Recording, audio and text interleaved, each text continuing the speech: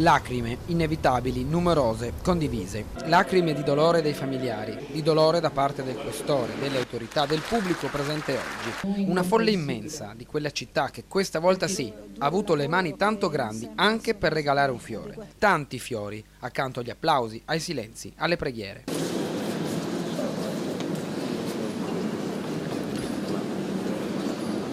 Rispetto, il rispetto di chi non c'è più e di chi c'è e soffre e che non può e non deve nascondere il proprio strazio in una delle perdite più dolorose della vita.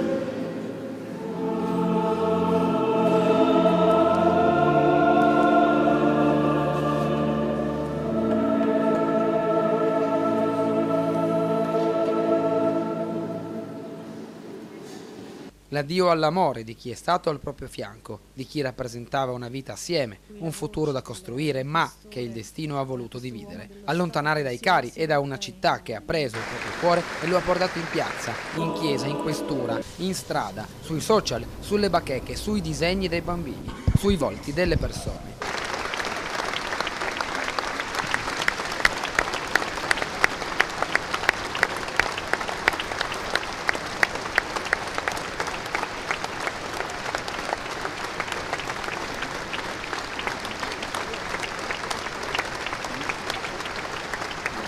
Figli delle stelle che con l'ultimo abbraccio possono volare lassù, riposare in pace e lasciarci tutti tranquilli perché ci sono loro a vegliare su di noi.